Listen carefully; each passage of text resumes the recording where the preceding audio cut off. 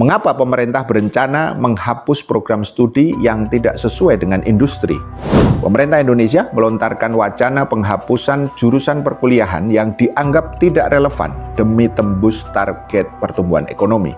Hal tersebut diungkapkan Sekretaris Jenderal Kementerian Pendidikan Tinggi, Sains dan Teknologi, Kemdikti-Saintek, Badri Munir Sukoco dalam kegiatan Simposium Nasional Kependudukan tahun 2026 di Universitas Udayana Bali, Sabtu tanggal 25 April. Apa yang sesungguhnya terjadi? Pertama, Badri menegaskan keberadaan jurusan perkuliahan sebaiknya perlu menyesuaikan dengan kebutuhan dunia di masa depan. Nanti mungkin ada beberapa hal yang harus kami eksekusi dalam waktu yang tidak terlalu lama. Terkait dengan prodi-prodi atau program studi perlu kita pilah, dan kalau perlu ditutup untuk bisa meningkatkan relevansi ini, ucapnya.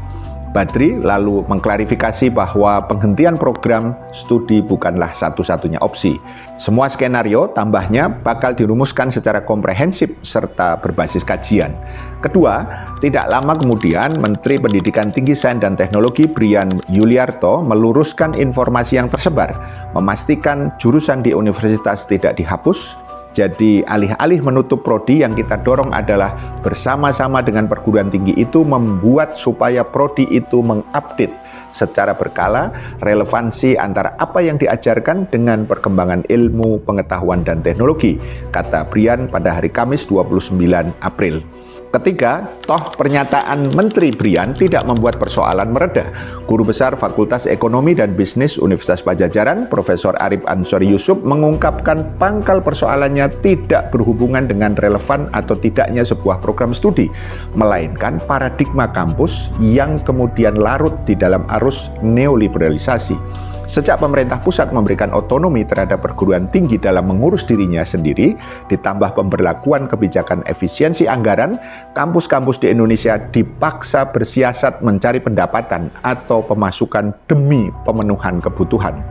Karena program studi itu terpaksa harus menerima mahasiswa sebanyak-banyaknya sebab kesulitan mencari uang, tegasnya.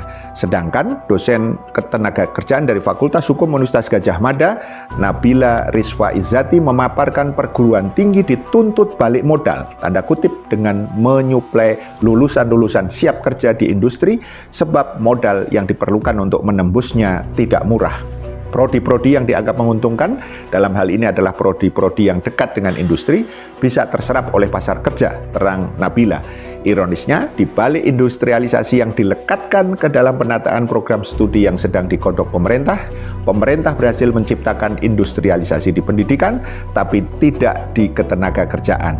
Keempat, data Badan Pusat Statistik BPS menunjukkan proporsi tenaga kerja di sektor industri, khususnya manufaktur, tidak sampai 15% per Februari 2026. Sektor pekerjaan informal masih mendominasi. Untuk lapangan kerja informal non-pertanian contohnya, komposisinya menyentuh 46,74%, baik di desa maupun perkotaan.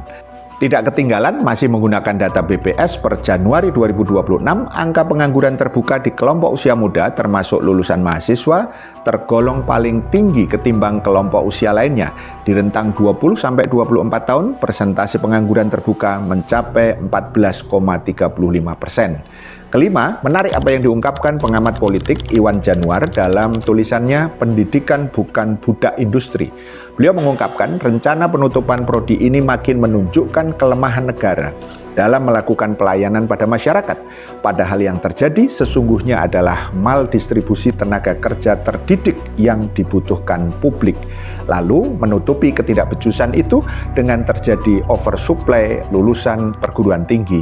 Rencana penutupan prodi ini sebenarnya menggambarkan ketidakmampuan negara menciptakan blueprint atau cetak biru arah bangsa.